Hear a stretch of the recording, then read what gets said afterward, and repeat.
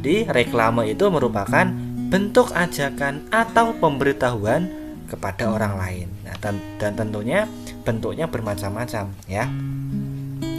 Tujuannya yaitu untuk menawarkan atau mengajak pembaca agar mengikuti anjuran atau membeli barang yang ditawarkan.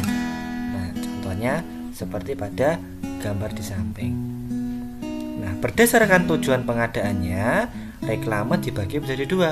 Yang pertama, reklame komersial yang menawarkan barang atau produk.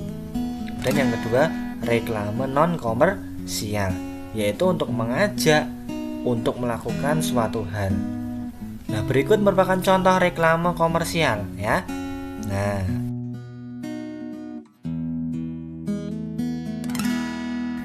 dan ada contoh non komersial. Nah, ini merupakan anjuran atau himbauan untuk membuang sampah. Kemudian media reklame itu dibagi menjadi tiga. Yang pertama adalah reklame audio, yang kedua reklame visual, dan yang ketiga reklame audio visual. Kita bahas satu persatu. Reklame audio itu merupakan reklame yang diwujudkan melalui suara, baik secara langsung maupun tidak langsung. Nah, contohnya bisa melalui radio, peluit, sirine, maupun mikrofon. Kemudian yang kedua ada reklame visual, diwujudkan dalam bentuk gambar, baik gambar diam maupun gambar bergerak ya. Nah, itu. Kemudian yang ketiga reklame audiovisual ya, yaitu mengandung suara dan gambar. Contohnya televisi, YouTube, dan sebagainya. Nah, itu ya. Itu merupakan contoh reklame audiovisual gitu.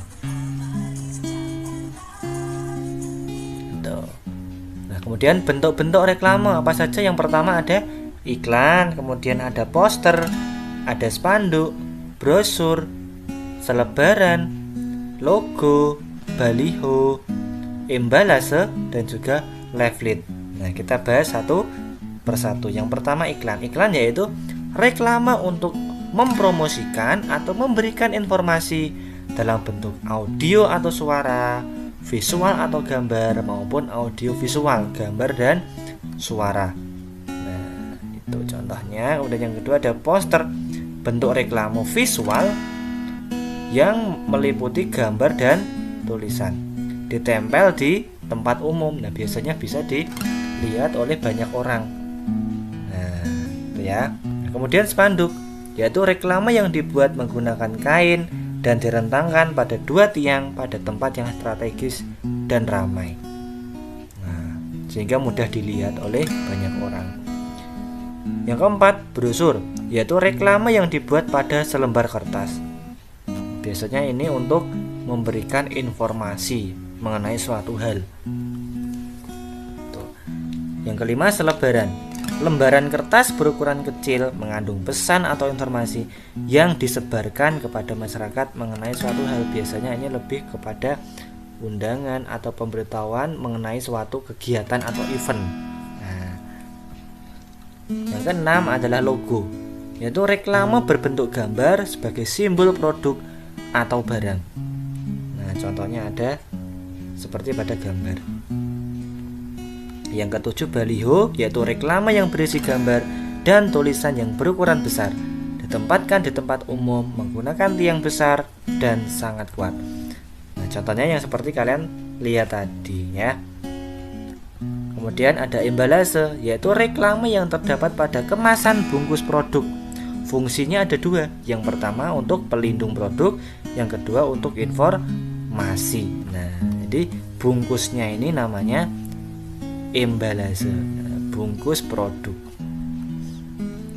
Yang kesembilan, leaflet, yaitu reklame berupa gambar bentuk barang dengan objek huruf dan keterangannya. Biasanya bisa dilipat. Nah, ciri-ciri reklame yang baik apa saja? Yang pertama, informasi berupa ajakan, menggunakan kata-kata yang menarik, slogannya jelas dan mudah dipahami. Slogan itu merupakan bahasa ya atau kalimat. Kemudian yang keempat, gambarnya menarik. Dan yang kelima, tata letak gambar dan tulisan baik. Misalnya kalau gambarnya besar ya tulisannya jangan kecil-kecil, tidak bisa dilihat. Jadi kalau gambarnya besar ya tulisannya harus disesuaikan. Gitu ya. Tentunya kalian sudah pernah melihat gambar seperti yang ada pada slide berikut. Ya, gambar-gambar berikut dapat kalian jumpai di sekolah, dapat kalian jumpai di tempat-tempat umum ataupun tempat-tempat yang lainnya. Disebut apakah gambar-gambar tersebut? Nah, gambar-gambar tersebut disebut poster ya. Jadi, poster itu merupakan ajakan untuk melakukan sesuatu atau penawaran produk yang disertai gambar dan tulisan yang menarik. Nah, tujuan pembuatan poster yaitu untuk menarik perhatian pembaca agar mengikuti ajakan atau membeli produk yang sudah ditawarkan. Berdasarkan isinya, poster itu dibedakan menjadi 4, yaitu yang pertama poster niaga, yang kedua poster kegiatan, yang ketiga poster pendidikan, dan yang keempat adalah poster layanan masyarakat. Oke, kita bahas satu persatu, dimulai dari poster niaga, yaitu poster yang berisi tentang penawaran produk kepada masyarakat. Nah, contohnya seperti pada gambar yang menawarkan suatu produk makanan, itu disebut juga dengan poster niaga. Kemudian yang kedua ada poster kegiatan, yaitu poster yang memberikan informasi tentang suatu acara atau event-event tertentu. Nah, biasanya pada poster ini itu terdapat nama acara, lokasi, serta waktu kegiatan yang akan dilakukan. Seperti pada gambar berikut, di sini merupakan poster Lomba Presenter Cilik 2015. Ya, di sini ada nama acaranya, kemudian juga ada lokasinya, yaitu di Jogja Paradise Food Court, Jalan Magelang kilometer 6. Yes. Kemudian juga ada waktu pelaksanaannya, yaitu dimulai 25 Januari 2015 pukul 9 sampai pukul 12 waktu Indonesia Barat.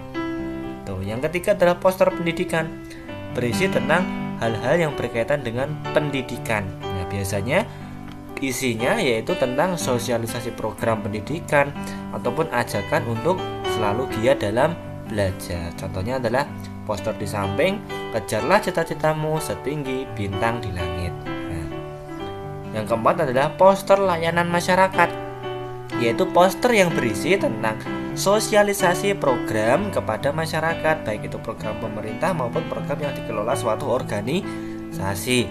Contohnya, terapkan 5R. Nah, kemudian juga ada mari merawat masker masa depan keren dari bahaya narkoba. Nah, juga termasuk layanan masyarakat atau memberikan informasi kepada masyarakat agar bertindak hal-hal yang positif. Nah, itu merupakan poster layanan masyarakat. Ya, kemudian ciri-ciri poster yang baik itu seperti apa? Nah, ciri-ciri poster yang baik itu yang pertama, bahasanya mudah dipahami. Kemudian yang kedua, ada tulisan dan ada gambar yang jelas. Kemudian yang ketiga, tulisan dan gambar itu bisa terbaca jelas oleh masyarakat. Yang keempat, kalimatnya singkat dan jelas, mudah dipahami. Yang kelima, menarik perhatian. Dan yang keenam, ukurannya disesuaikan dengan tempat. Jadi ukuran posternya harus sesuai dengan tempat. Kalau tempatnya besar ya posternya juga harus besar. Kalau kecil ya posternya harus kecil. Jadi harus disesuaikan tempatnya. Gitu. Langkah-langkah membuat poster. Yang pertama adalah menentukan topik atau tujuan poster yang akan kalian buat. Yang kedua, merumuskan pesan atau informasi yang akan disampaikan kepada masyarakat. Yang ketiga, menyusun kalimat dengan singkat dan jelas. Yang keempat, memilih kata dan gambar yang menarik. Dan yang terakhir adalah memberi warna yang